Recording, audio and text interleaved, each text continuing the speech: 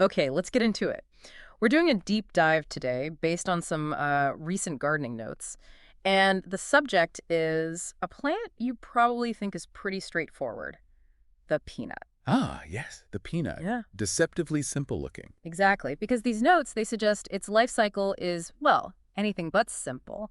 So our goal here is to really unpack this unique process, how this, normal-looking flower above ground ends up as a peanut buried underground. Right. Apparently, there are some quite surprising details in how it manages that. It's fascinating, isn't it? We sort of take it for granted. You think, okay, flower, then fruit, probably near the flower, up Right. in the light. But the peanut plant, it's evolved this totally different strategy. It all revolves around something called geocarpy. Geocarpy, okay. Yeah, and what these notes really highlight is the active journey the plant makes to get that seed pod exactly where it needs to be, underground. Right. So the notes start with the flower itself, Mm-hmm. describes it as, small, yellow, looks a bit like a pea flower, Mm-hmm. Yeah, it's a good comparison. and it pops up above the soil like you'd expect. But here's the first kind of weird thing: it almost always self-pollinates. Which is efficient in a way. And maybe even stranger, it apparently only lives for one day before it withers. Just one day. Think about that. One single day in the sun for that whole critical step to happen. But that quick appearance, it's really just the opening act. Hmm. These notes really focus on what happens right after fertilization. That's when geocarpy really kicks in. Okay. The plant develops this very specialized structure. It's often called a Oh, peg. a peg, like Um, something you hang clothes on. Or for a tent. yeah, it's a memorable name, and maybe visually there's a tiny connection, but botanically it's something else entirely. This peg, it grows out from the base of that withered flower. Okay. It's not really a stem, not exactly a root.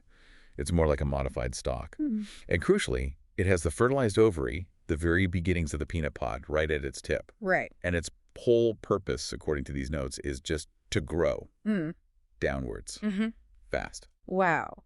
So it actively pushes the potential peanut away from the light down into the soil. Mhm. That just feels so backwards, Mhm. Fruits, seeds, they usually want sun, right, to ripen or whatever. Totally counterintuitive. So why? Why does the peanut plant put all that energy into burying its own seeds? That's the million-dollar question geocarpy answers. What? And these notes, they give some good clues. Being underground offers the developing pod a much more stable environment. Think consistent moisture, stable temperature. Ah, okay. Unlike the variable weather above ground. Exactly.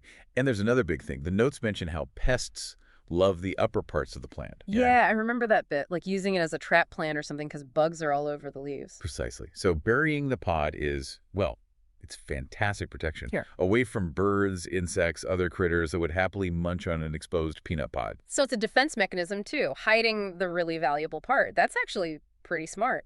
It really is. It's like biological insurance. Geocarpy makes sure that nutrient-packed pod matures safely in its own little underground bunker. Uh, So yeah, it completely flips the script. mm. Flower up top, fruit tucked away safely down below. Okay, so if we look back at these notes, the main thing to take away, we start with this little yellow flower, lasts just a day.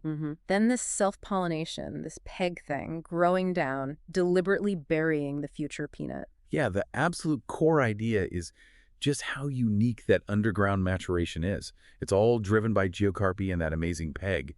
These notes really show that even plants we think are common, they can have these incredibly complex hidden strategies, literally hidden right under our feet. It definitely makes you think differently. Like next time you eat a peanut, or even just see a peanut plant growing, Yeah. you picture that little one-day flower and the peg driving down, this whole secret journey into the earth. It's quite a story. It really is. Makes you wonder, doesn't it? What other amazing unseen growth strategies are happening all around us? Where else do plants decide to, do their most important growing?